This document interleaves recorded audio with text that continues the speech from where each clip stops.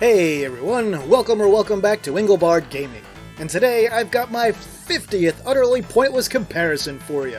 And I've decided to treat myself a little bit and do a comparison of the arcade and home versions of one of my favorite all-time arcade games, Super Contra. I'll be looking at the arcade game and its NES port. So here's the specs of the hardware while I tell you a smidge about the game itself. Konami released Super Contra into the arcade in most regions in early 1988 after it came out in Japan at the very end of 1987. It was of course a sequel to their run-and-gun smash hit Contra, and it's better in every way. It looks a lot better, the sound effects are a lot more powerful, and the music is way better quality. The only minor strikes against this game is it has a weird aiming mechanic for diagonals since it has way more than 8 directions. There's sort of a delay when you move from one to another, but I'll talk about that in a little while. And also, the length.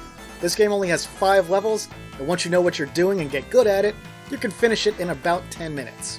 Still, one of my all-time favorite arcade games. Konami released the rebranded Super C port to the NES and Famicom in early 1990. And it's a pretty great version of Super Contra overall, but in a lot of ways, it feels more like a sequel to NES Contra than an actual port of arcade Super Contra. And if that sounds a little crazy to you, let me explain. You see, NES Contra has its own distinct feel and physics and play mechanics, and all of these things are pretty much translated directly into this version of Super C. So it feels a lot more play mechanic-wise like the original NES Contra than it does like arcade Super Contra. And that's not a problem in and of itself, because NES Contra is one of my all-time favorite NES games. But in this case, it just kind of loses something when compared to the arcade version. I mean, it doesn't look or sound nearly as good, even though the graphics and sound are overall excellent by NES standards. Konami also significantly lengthened the game on NES, adding 3 levels to this one that are exclusive to it. Unfortunately, I don't think they work out super great for the most part, but again, we'll talk about that as we get into the video. Alright, so I'm going to do things a little bit differently this time, and let me explain what I'm doing and why. So I'm going to show you the entirety of the arcade version of Super Contra first with commentary. It's only about 10 minutes. After that, like usual, I'll show you the arcade and NES versions side by side. And the reason I'm doing this is a lot of the levels and boss fights in each game don't happen at the same place at the same time. So it made more sense to show you all of the arcade versions so you don't miss any of it, and then show you the relevant parts of the arcade game at the same time that they happen on NES, which will be out of order compared to the arcade original. Alright, recording methodology for this one, it's pretty much the usual stuff. I did use save states in both versions to help keep gameplay in sync as best I could. I'll also note that arcade Super Contra is notoriously hard, especially because a lot of the enemies are based on RNG and they don't show up in the same place at the same time every time you play through it. So that made capturing some footage and syncing it up a little tougher than it has been in some other games that I've done. Alright, with that out of the way, let's get on with it. Alright, here we go. This is Arcade Super Contra. I'll let the whole intro play since the game is so short, so you can see what the attract screen actually looked like in the arcades.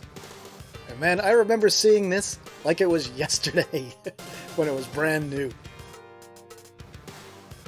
What is this place? Keep your eyes peeled. Clearly they were going for Arnold and Stallone type of vibe for the two guys in this game. While a lot of people say they were based on Arnold and Stallone for the cover picture on like the first Contra, they're actually both Arnold, they just both have different heads of different Arnold poses. So there's your trivia of the day.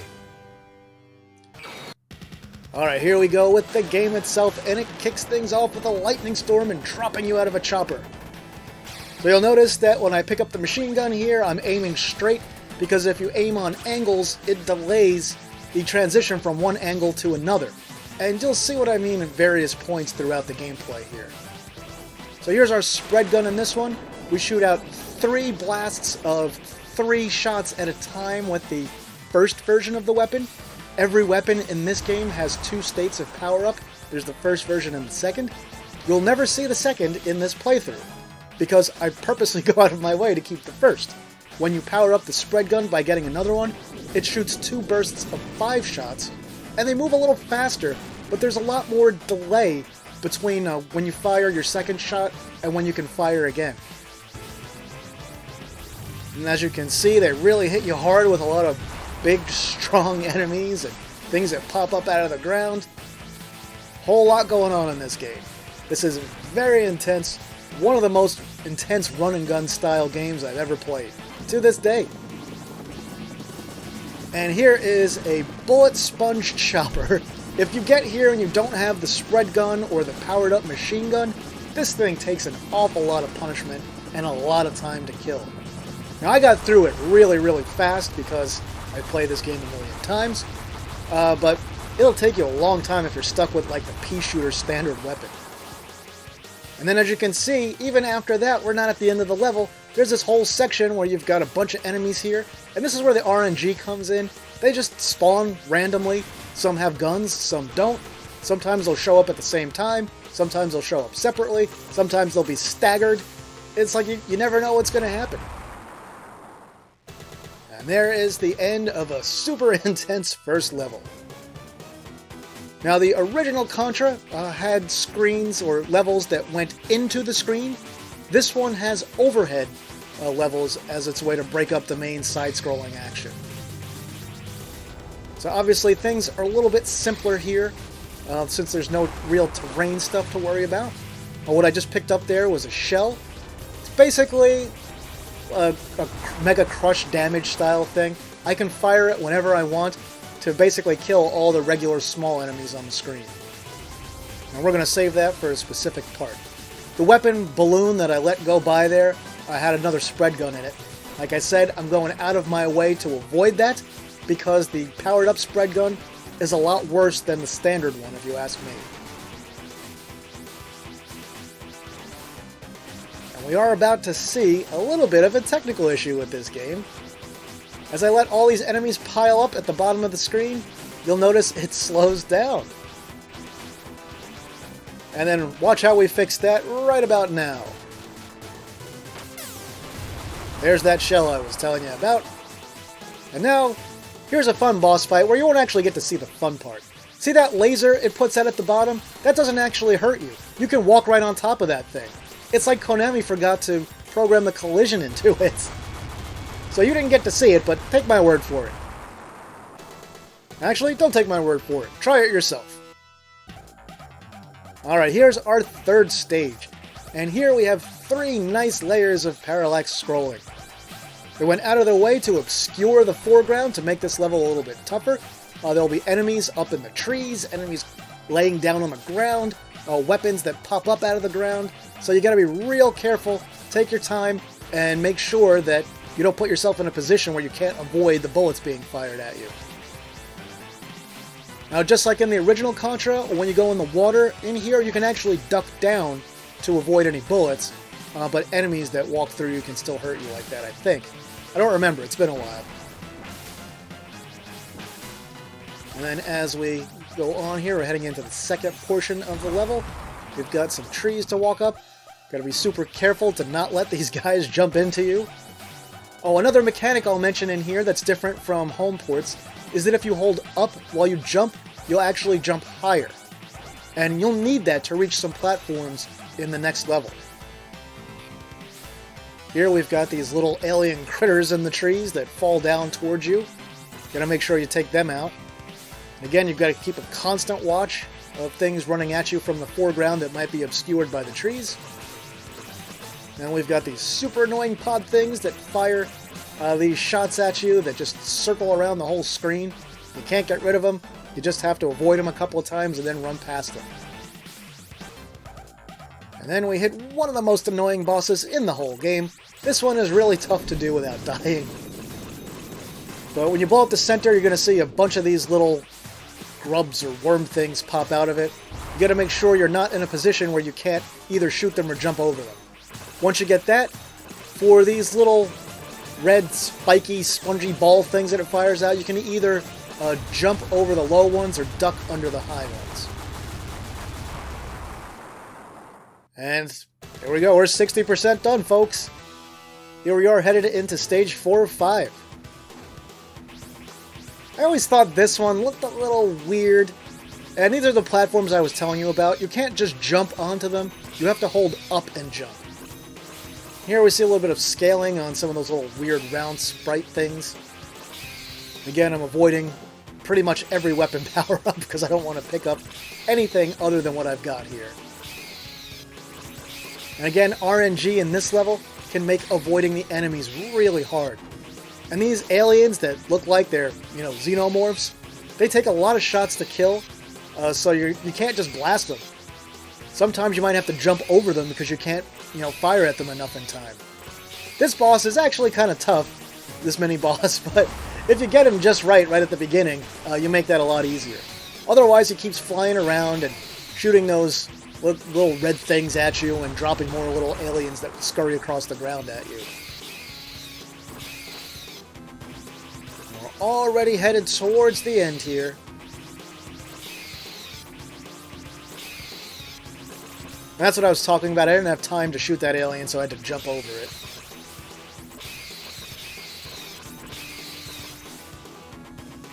Now here comes the boss. This is the only boss that does not appear in any way in the NES port that we're about to take a look at in just a minute or two. And again, there's a lot of RNG even with this boss. Sometimes he'll swoop down towards the end of the screen. Sometimes he'll swoop down towards the middle or closer.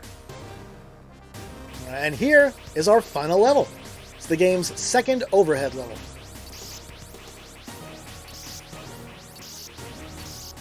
And as the level itself goes, it's not too bad. There's a lot of traps like these stupid mouths that pop out of the ground, and some heads that are about to swoop around us. But for the most part, there's really only one, what I would say is really tough section in this level. And it's going to come right after this part that you're seeing right now. Not this part. Getting rid of the heads is easy as long as you've got the spread gun. If you have the regular pea shooter, it takes some doing to get rid of all those things. And of course, if you die, you lose whatever weapon you're holding. This is the part right here that's tough. Because you have all these things spawn, and the angles they go at are slightly randomized, so sometimes they'll head upwards, sometimes they'll head downwards, sometimes the angle will be sharper than other times, and just avoiding them and not dying there can take a lot of work, or just sometimes sort of become impossible if you're unlucky. And here we are, the final boss area. I saved the shell for there. I was hoping it would destroy this thing, but it didn't. So we've still got a little work to do here. And of course, that's not the final boss. After this little quake happens here, we will see it slowly come in from the top of the screen. And fans of Contra 3 will recognize this boss. They kind of reused it in that game. So for his first phase, you have to blow the eyes out, and then it shoots out these little meat shields that circle around the gem on the top of its head. Or the organ, or whatever it is that's encasing its brain. And then you don't actually have to destroy those things, but it's really tough to kill it without getting them. And it's little weird snake hand type things. You can destroy these and you'll see me get one of them. I mean, you don't have to. You don't have to kill anything except the organ, where his brain is being stored. Other than that, you can just avoid everything else. But avoiding everything else is pretty tough. And there's Red Falcon sneaking out and flying away so he can bother us in some future Contra games. And with that, you've now seen the complete game of Arcade Super Contra. I told you this one was pretty short, but man do I like it a lot. Here's how nerdy I am. When I was in school in my art class, I used to draw pictures of this ending scene with Mad Dog and Lance standing there holding their guns and everything with the helicopter flying by.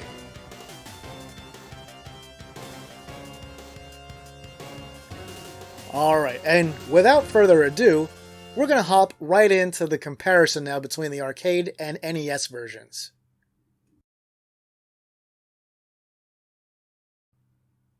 And here you can see the rebranded game. It is no longer Super Contra, it is now Super C, and has an entirely different logo. And as the game starts here, you might think, hey, this looks very similar to the arcade game. Obviously scaled back for the capabilities of the NES, but it looks fairly close. And for this first level, yeah, for the most part, things look a little more manufactured as far as the landscape goes. In the arcade version, it's rockier and just more natural looking, and then there are structures. While on the NES version here, everything is a structure in this level. What we'll also see here is that basically every level is longer in the NES version than the arcade version. There's only one minor exception to that that I'll point out as we get there.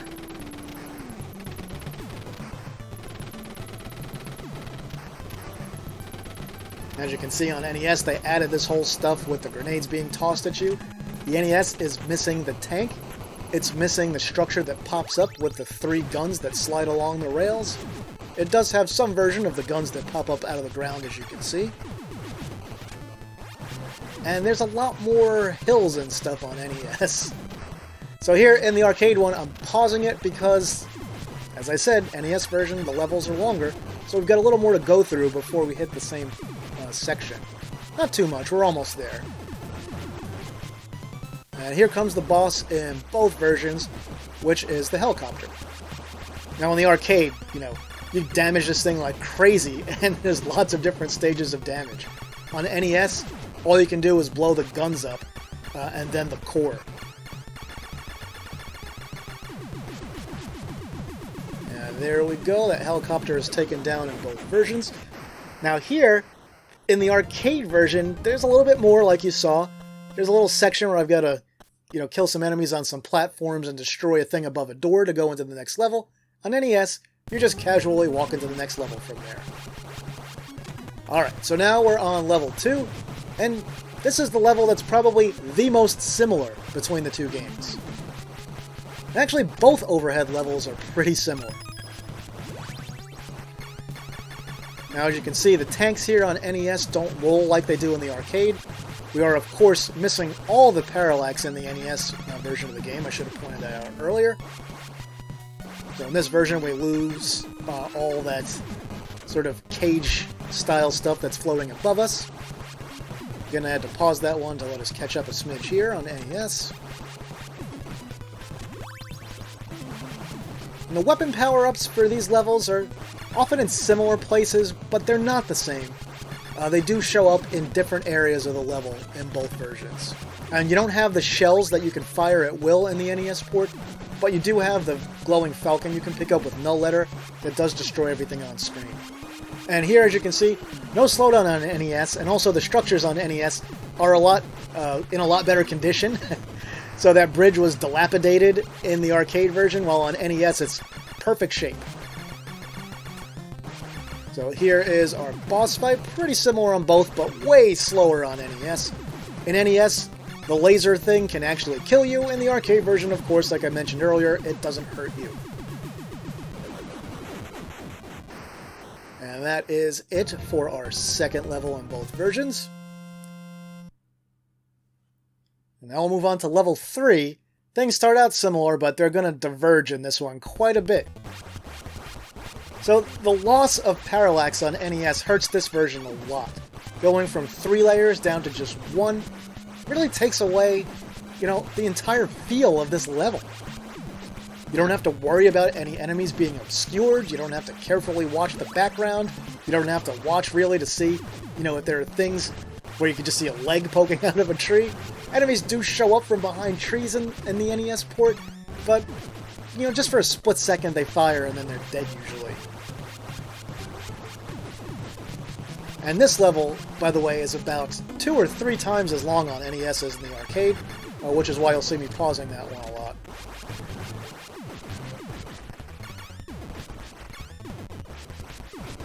And there's a big giant section and a mini-boss in the NES that are not present in the arcade version at all. So once we get here, again, it looks pretty close, considering the technical limitations and all the parallax that had to be cut.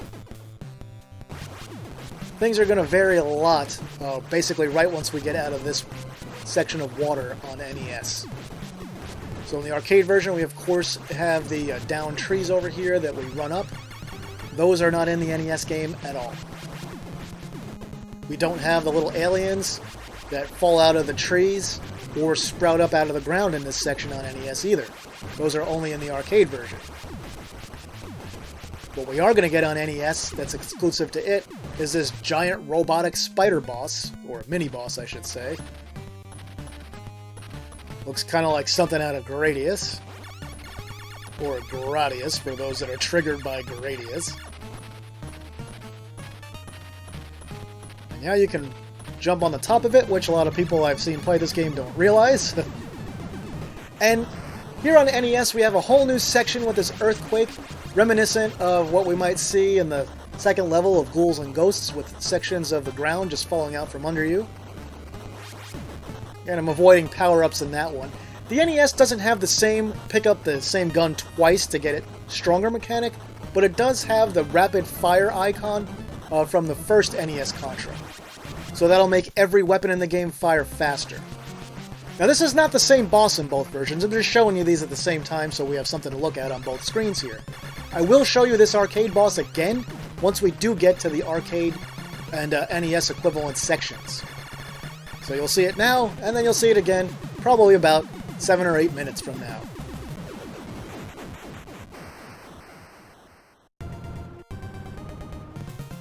And there it is, fully taken down. Okay, so Stage 4 on NES has no equivalent in the arcade version. So I'm just going to full screen this one. I'll give you commentary as you watch just the NES game. So as this level begins, we start out in sort of this tunnel and some kind of structure. We have bubble things sprout out of the ceiling that are similar to what one of the bosses fired in NES Contra, the level 4 boss.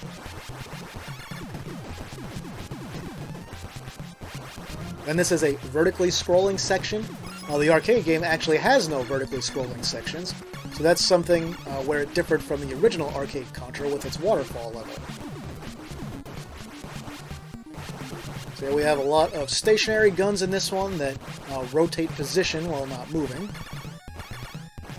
And then you'll have sections where you're kind of locked and before you can move on again, where you have to kill some things and get stuff out of the way. And then there's actually some auto-scrolling sections in this level, like this part here. Again, we have sort of those bubble fire enemies. And I will say that I don't think this is a particularly great level. I don't think the music fits either. They're using the music from level 4 of the arcade game, which goes in this really weird alien section. In this techie style area, where we're clearly in a building with different mechanized structures, I feel like this song doesn't work nearly as well. I really wish they would have done something original for this level.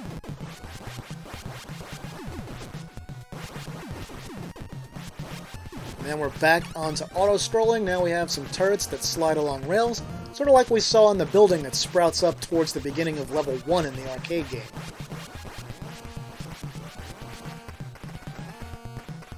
And clearly, they could have put this into level 1, but I guess they didn't want to. They could have had this whole building sprout up out of the ground with the guns on rails like the arcade one. You just would have had to have had a blank background over there for that section. And don't worry, we're almost at the end. There's not too much left here before we move on to the next level. Level 5, or Stage 5 I should say. After this is also going to be a unique level that is not present in the arcade game. Now one thing I'll mention about the original Contra, both the arcade and its NES port, is Contra in the arcade only had 5 levels, but Contra on NES had 8. The difference is, in arcade Contra, the last level was broken into unique sections, and for NES Contra, they made each of those sections its own level.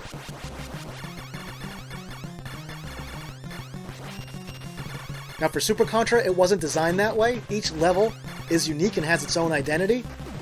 So all the new stuff they put into this game had to be brand new. They couldn't base it on sections that appeared in the arcade one. So they had to go original for everything, including the boss here. And that boss is really annoying, again, if you don't have your spread gun. So, lesson is, get the spread gun. Keep the spread gun. Try not to die.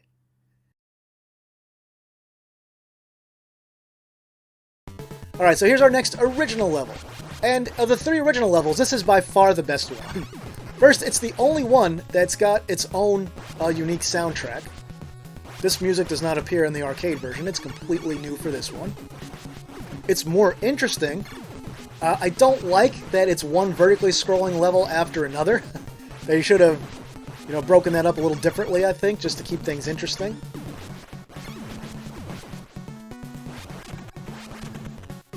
Again, we see some enemies like these jetpack enemies that are not in the arcade game in any way, shape, or form. Then we'll have some boulders that drop down coming up in a moment here that are not in the arcade in any way. So this level, as original levels go, is pretty successful. It's fun, it's challenging, it's not overly hard, and it feels like it fits in the game. So stage 4 didn't really feel like it fit. It felt like something that was kind of just plastered onto the game at the last minute. This one feels like it was designed for this game from the start. And I would say this one probably also feels more like something from the first NES Contra than the other original levels. So the boss of this level on NES is a mini-boss in the arcade, that mini-boss that shows up towards the end of level 4. It's not really much harder there, my aim was off on the NES, so it took me a little longer to take it down.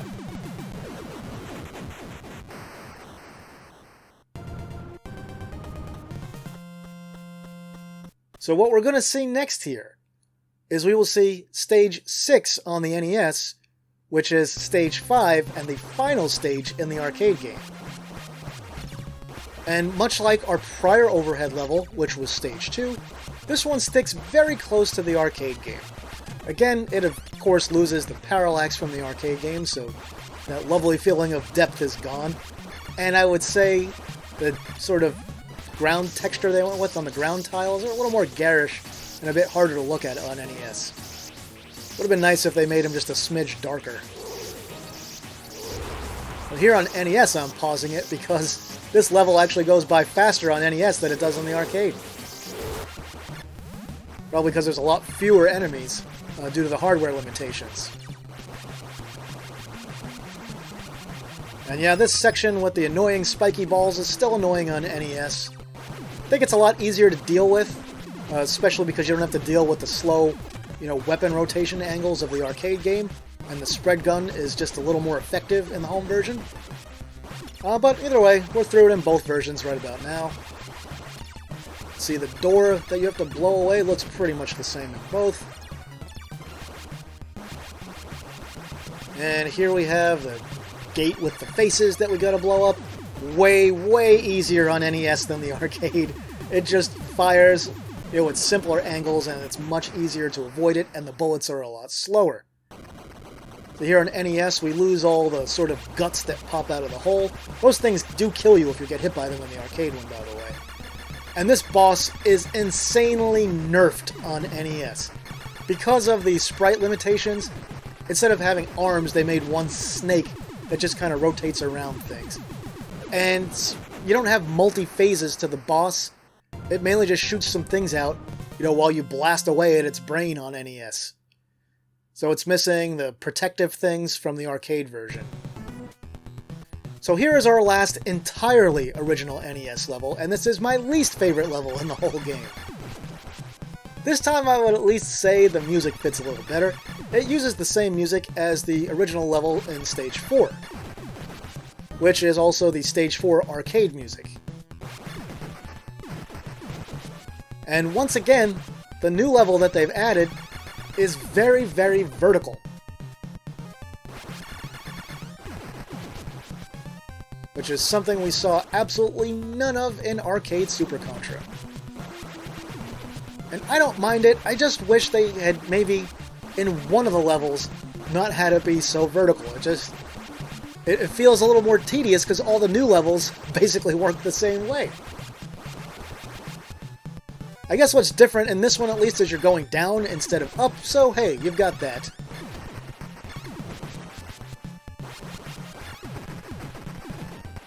We've got these annoying things that spawn the little scorpion enemies that are kind of similar to what we see in the last boss fight in the first Contra. While you're fighting the heart, you'll have these things that spawn all these little scorpion-style enemies.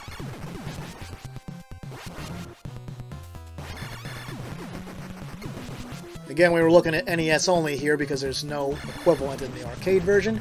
But the boss of this level is pretty much the Stage 3 boss from the arcade game. It's pretty radically simplified, and this is way, way easier on NES.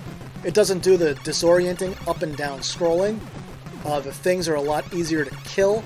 The stuff that drips, you know, just go out in like 1 or 2 shots in the NES port, while in the arcade one, the enemies that drop those drips take a lot of hits to kill. And the projectiles that the thing fires are a lot slower and simpler to deal with on NES. Alright, so here's Area 8, which is the final level on NES, and I'm showing it with Area 4 in the arcade version. Now this is sort of a combination on NES between the last stage in the first Contra and the 4th stage in arcade Super Contra.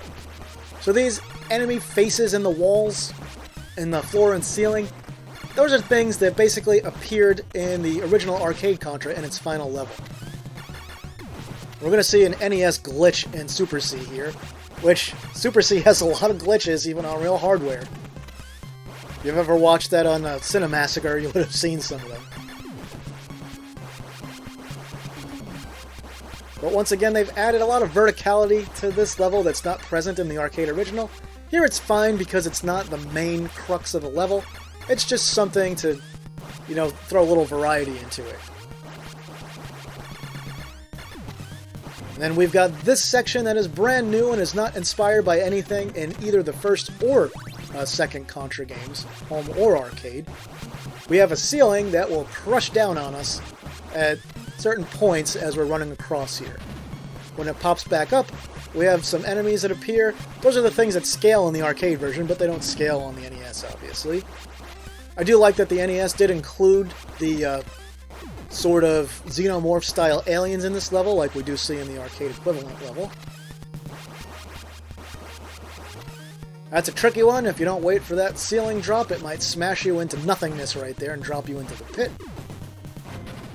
If you lose that spread gun now, guess what? You're stuck with the pea shooter for the whole rest of the game, which there isn't much of, but it'll make the last boss fight a lot harder.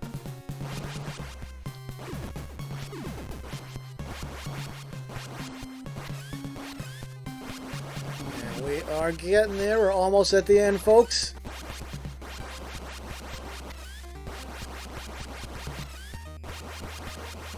And fans of Contra 3 may recognize the final boss in NES Super C. This was its first appearance.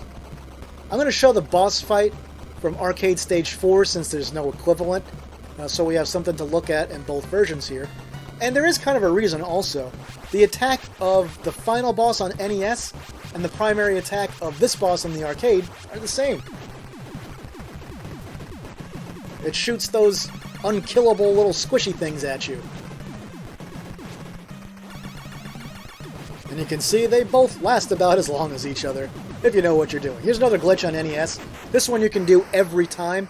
When you kill the final boss, you can just jump up there and stand on that spot where there's actually nothing. Alright, and that's it. Time to roll credits. On NES, we lose this iconic Jeep scene that I loved so much. All we get is the helicopter with some phony baloney parallax clouds.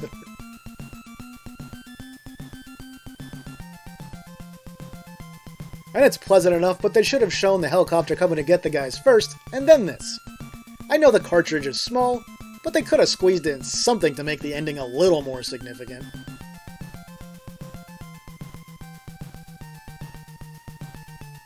As you can see, the ending rolls for about twice as long on NES as it does in the arcade.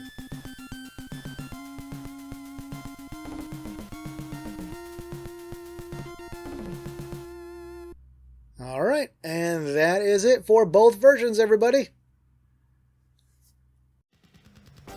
And there we are, a complete playthrough comparison of the original arcade Super Contra and its port for NES Super C. Now, unlike the NES port of the first Contra, which I would say is easily better than the arcade game, this time around, arcade Super Contra definitely outclasses its still excellent NES port.